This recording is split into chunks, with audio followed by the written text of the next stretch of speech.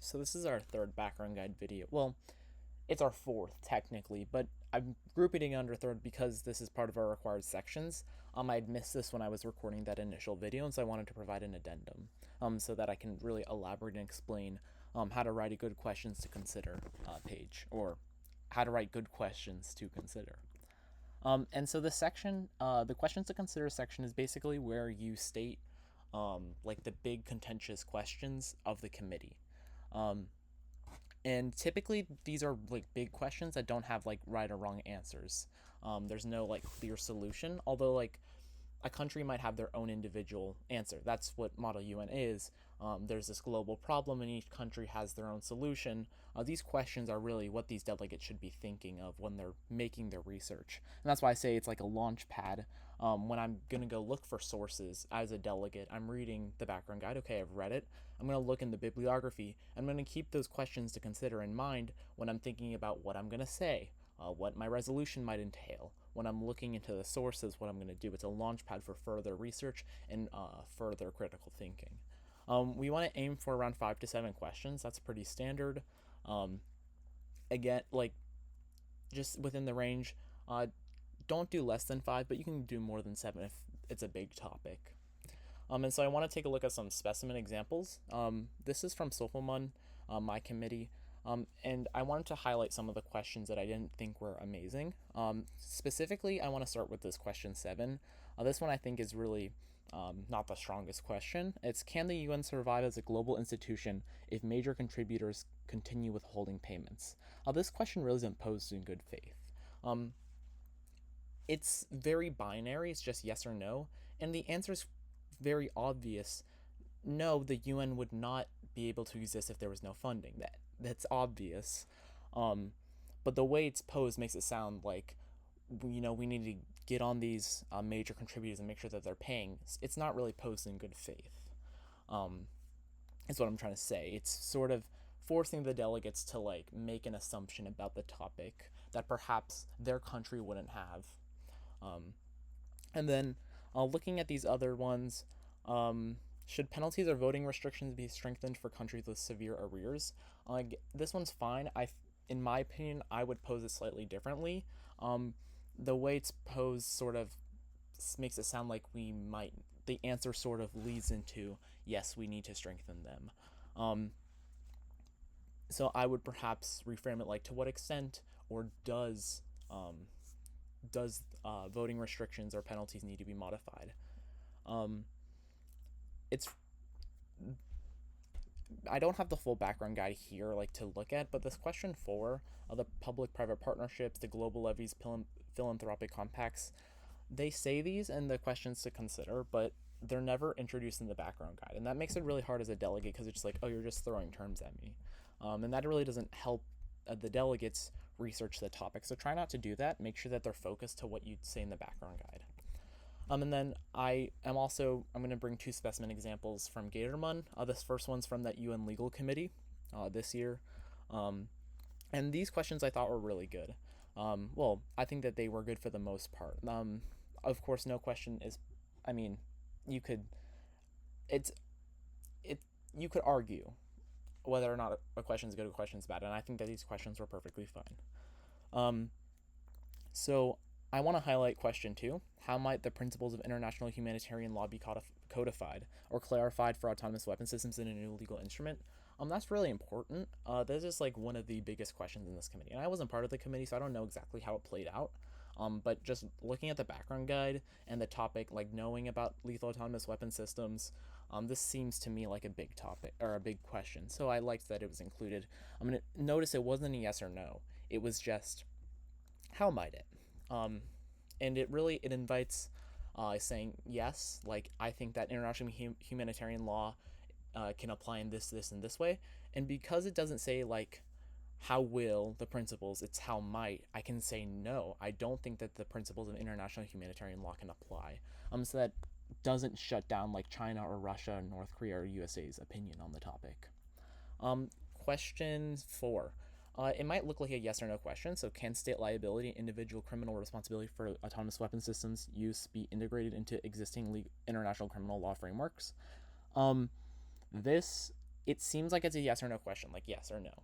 But, and I'm going to talk about this later, but a yes or no question is okay if it's like a yes because and then you go on, or no because and then you go on. And this is a like a big critical thinking question, like can I fit, does existing international criminal law apply or not? And so I think that this is in general a good question. 8 is perhaps not the best for GA, and that's because the GA can't make a resolution that makes a treaty. They can call upon member states to perhaps consider drafting a treaty, but then the committee can't get into drafting the treaty because that has to happen in the treaty negotiations, and so the debate that actually happens in your committee ends up being shallow. So I don't know if I would have focused on like treaty so soon in this question, because the resolution would not be able to elaborate on what that treaty would entail. And then this is one from a UNSC on it was some African conflict, and I think that this is, in general, it's good. What role does the concept of self-determination play within this conflict? That's a really good question. That's just the concept of self-determination is like, ethnic groups should be able to have their own country, and each country is going to have their own answer to it. Like, especially post-colonial countries, they're going to be like, because they often gain independence from ethnic self-determination principles, they would often be in favor. And so this is a good question because it's bringing it in. Each country is going to have their own, maybe like they'll say yes, but to this extent, no, but to this extent, yes, but to even more of an extent. I mean, they'll have different reasons why, and that'll really make rich debate. And then this last question, how can this UNSC ensure that the ceasefire established by the Bishkek Protocol is adhered to in the region? This might be like, oh, you're presupposing like, oh, how is it going to be enforced? Well, you have to notice it's not presupposition if the committee has already done so. So because the UNSC already created the protocol and their job is to make sure that their ceasefires are being enforced, this is not presupposing because the committee has already decided plenary that there is going to be a ceasefire. So that's something that's important to know, is just know your committee's history and what they've said. And if they've already agreed on a topic, it's not presupposition to say that we're going to act on that. And so just philosophically, just in general, more abstractly, some good questions are typically, they're very focused to the issue. They don't, I had mentioned this in one of I think the first video, like, oh, you don't want a committee that just is going to solve every topic. And so that's why you want to your question should be focused, because you want to bring in delegates that might be like, oh, I'm going to, look at this. No, you need to focus on the topic and really answer the questions that are pressing, and not questions that might seem important but are really just tangential. And I said this, no yes or no unless they're answered by yes or no because and then something. If it's just like that last one from the PantherMUNC Background guide, I mean, also no obvious questions or questions that are asked in bad faith. They shouldn't already be answered in the background guide. So if I'm going to say like, this concept is this, my question should not be what is this concept, because I just answered that, and that's not like a big question that like different countries. No, that's unless like the committee is defining that concept. But if it's defined in the background guide, it shouldn't be asked in the questions to consider. And the questions to consider should really allow the delegates to demonstrate research. That's a big part of the rubric. And as I continue making these training modules, we'll go into how to score delegates and such. But delegates, they're part of the way they're scored is how they demonstrate that they know their topic, how they know their country's position, what research they did. So you should know your questions to consider that you wrote, and then you should be looking around, and you should be seeing delegates that show their country's answer to those questions. That really demonstrates that they, 1, read the background guide, 2, looked into the topic later, and 3, are able to then synthesize a position. And that's really big and that's really important, so you should know sort of what you have. And your questions, they don't want to be too broad and they don't want to be too specific. So I wrote these 2 examples. My committee this year is EcoFin. It's on carbon credits. And so this first question is way too broad. Should carbon credits exist? this sort of goes into the focus onto the specific issue because that's not what my committee is addressing. My committee is addressing um, the verification bodies of the voluntary carbon market, not whether or not they should exist. This question is tangential. We know that they exist. My committee is not going to make a judgment on whether or not carbon credits exist.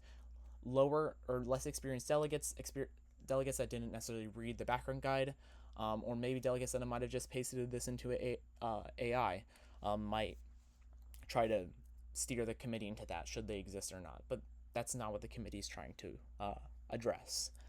And then this one's too specific. How should the background guide price sorry, I'm tired. How should the U.S. price carbon credits? And that's too specific because this committee is going to include many countries, not just the U.S. And the U.S. is not the only country that you know uh, hosts the voluntary carbon market. It's very big in developing countries and in EU countries and in Asia. And so in my questions, if you go back to those questions, notice not a single country was ever named, really. It was all on like the international side of it, and that's really what you need to focus on when you're writing those questions. Try not do your best not to mention a country by name. That brings unnecessary attention to them, and we want to focus on the international perspective in Model UN. We want to focus on hearing each country's position and getting that good, rich debate. And that's really all I have to say about this. It'll be in your outline assignment. It'll say questions to consider just to remind you that you need to include it. And then make sure that you include the questions to consider at the end of your background guide. It just as a normal section with its heading, and you should number each question. And that's all I have to say about it. So thank you.